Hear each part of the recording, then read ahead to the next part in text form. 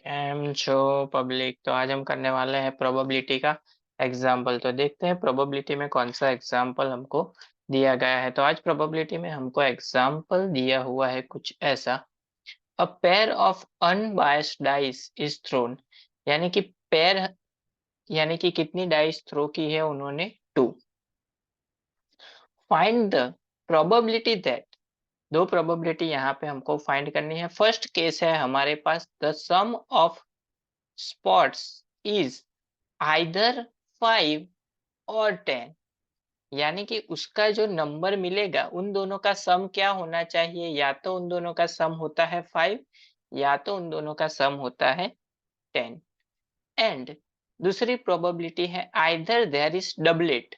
Doublet यानी कि दोनों के दोनों नंबर है वो क्या होने चाहिए, सेम होने चाहिए, यानी 1 1 2 2 ऐसा नंबर सेम होना चाहिए, या फिर उसका जो सम है वो क्या होना चाहिए, लेस देन 7 6 होना चाहिए। तो देखते हैं दोनों के लिए सबसे पहले प्रोबेबिलिटी फाइंड करेंगे। सबसे पहले तो हम यहाँ पे जो क्वेश्चन दिया हुआ है उसमें सैंपल स्पेस क्रिएट करते हैं। यानी कि दो पेयर, एक पेयर में कितने होते हैं, एक डाइस में होते हैं 6 नंबर्स। पेयर ऑफ डाइस यानी कि दो डाइस उन्होंने टॉस की, यानी कि कितने होंगे, 1 1 1 2, अप टू कहाँ तक जाएगा, 1 6। उसी तरह से 2 1 2 2, उसी तरह से कब तक जाएगा, 2 6 तक। सेम बीच में आएगा 3 4 5, 3 4 5, यहाँ पे भी 3 4 5, एंड 6 में आएगा 6 1 6 2 एंड 6 6। तो यहाँ पे टोटल कितना होगा, 36। यानी नंबर ऑफ सैंपल स्पेस, हमारा पेयर ऑफ डाइस थ्रो करेंगे तब सैंपल स्पेस कितना बनेगा, 36। यानी नंबर ऑफ सैंपल स्पेस हो जाएगा हमारा 36।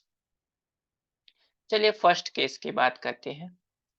फर्स्ट केस में यहाँ पे हमको दिया गया है कि the sum of spots is either 5 और 10, यानी कि ये जो है, यानी 1 + 1 क्या होता है, 2।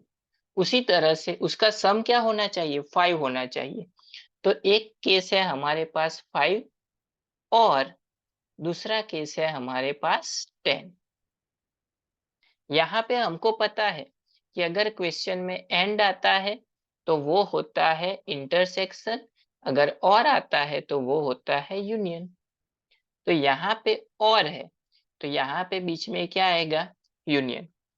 अगर उसका सम 5 होता है तो उसको हम सपोज कर लेते हैं ए, अगर उसका सम 10 होता है तो उसको हम सपोज कर लेते हैं बी। यानी कि probability of A union B हमको फाइंड करना है। तो सबसे पहले जब उसका सम 5 होता है तब उसकी प्रोबेबिलिटी क्या होगी, यानी प्रोबेबिलिटी ऑफ ए क्या होगी वो फाइंड करेंगे। यानी कि सम 5 होगा तो इसमें से कौन से नंबर आते हैं, चलिए देखते हैं। सबसे पहले तो लेते हैं 1 1 एंड 4 है तो उसका सम 5 होगा। इससे उल्टा है, यानी कि 4 1 है तभी उसका सम क्या होगा, 5 होगा। उसके बाद बात लेते हैं 2 2 3 है तो उसका सम होता है 5, एंड 3 2 है तो उसका सम होता है 5। दूसरे कोई नंबर यहाँ पे हमको नहीं मिलेंगे। तो यहाँ पे कितनी पॉसिबिलिटी हो गई, 1 2 3 एंड 4। यानी प्रोबेबिलिटी ऑफ ए कितनी होगी, number of A upon number of sample space S. Number of A कितना है हमारे पास, 4 1 2 3 एंड 4, यानी कि 4 अपॉन 36। चलिए सिमिलरली बी के लिए फाइंड करेंगे। सम क्या होना चाहिए, 10। तो सबसे पहले 1 से शुरू करेंगे, लेकिन 1 6 तक ही है तो 1 तो आएगा नहीं, 2 भी नहीं आएगा, 2 8 होना चाहिए लेकिन 8 भी नहीं आएगा, 3 7 भी नहीं आएगा। तो डायरेक्टली आएगा हमारे पास 4 6 4 6, इससे उल्टा 6 4, तीसरा क्या बचेगा, 5 5। इससे ज्यादा कुछ मिलेगा नहीं, 6 4 तो ऑलरेडी आ गया हमारे पास। तो इसमें क्या होगा, probability of B, therefore number of B upon number of sample space S. चलिए, नंबर ऑफ बी यानी कि कितने हैं 1 2 and 3 upon number of sample space कितने हैं 36। तो इसकी प्रोबेबिलिटी ऑफ बी क्या मिल गई हमको 3/36। एक प्रोबेबिलिटी मिल गई 4/36, एक प्रोबेबिलिटी मिल गई 3/36। लेकिन हमारे पास ए यूनियन बी की फॉर्मूला क्या है, यहाँ पे हमारे पास probability of A union B की फॉर्मूला होती है probability of A plus probability of B minus probability of A intersection B. यानी कि इसका मतलब क्या हुआ, जब हम इसका सम करेंगे अगर इन दोनों में कुछ कॉमन आता है तो वो क्या करना पड़ेगा, एक ही बार लेना पड़ेगा, यानी कि उसको हमको माइनस करना पड़ेगा उसमें से। लेकिन यहाँ पे हम अगर probability of A intersection B, intersection का मतलब क्या हुआ कि इन दोनों में कुछ कॉमन हो तो वो काउंट होगा। लेकिन यहाँ पे देखिए 1 4 है तो यहाँ पे 1 4 नहीं है, 4 1 है यहाँ पे 4 1 नहीं है, 2 3 है 2 3 यहाँ पे नहीं है, 3 2 है 3 2 यहाँ पे नहीं है, तो कुछ कॉमन नहीं है, तो इसकी प्रोबेबिलिटी क्या हो गई 0। तीनों की तीनों वैल्यू हमको पता चल गई। चलिए वैल्यू पुट कर देते हैं, यानी कि प्रोबेबिलिटी ऑफ ए आ जाएगी 4/36, प्रोबेबिलिटी ऑफ बी आ जाएगी 3/36 and probability of A intersection B आ जाएगी 0। एलसीएम हो जाएगा 36, 4 प्लस 3 यानी कि हो जाएगा 7/36। यानी फर्स्ट का आंसर हमको मिल गया 7/36। जब उसका सम 5 हो और उसका सम 10 हो तब उसकी प्रोबेबिलिटी हो जाएगी 7/36। चलिए सेकंड देखते हैं, उसी तरह से सेकंड को हम सॉल्व करेंगे। सेकंड हमको क्या दिया गया है, सेकंड हमको दिया गया कि क्वेश्चन में क्या होना चाहिए, डबलेट होने चाहिए, यानी कि दोनों के दोनों डिजिट जो है वो क्या होने चाहिए, सेम होने चाहिए। और फिर से और आ गया, सम is less than 6, some is less than 6 यानी उन दोनों का सम क्या होना चाहिए, लेस देन 6 होना चाहिए। चलिए सबसे पहले तो डबल एट, इसको हम नाम दे देते हैं ए, इसको हम नाम दे देते हैं बी। तो प्रोबेबिलिटी ऑफ ए फाइंड करेंगे, बी फाइंड करेंगे। यहाँ पे है और मतलब यूनियन, तो probability of A union B हमको फाइंड करनी है। चलिए डबल एट के लिए कौन से नंबर दोनों सेम आ जाएंगे, 1 1 2 2 3 3 4 4 5 5 एंड 6 6। ये 6 नंबर हमारे पास सेम आएंगे, यानी कि प्रोबेबिलिटी ऑफ ए कितनी हो जाएगी, number of A upon number of sample space S. Number of A कितने हैं 1 2 3 4 5 एंड 6, यानी कि 6/36। नंबर ऑफ सैंपल स्पेस था हमारा 36।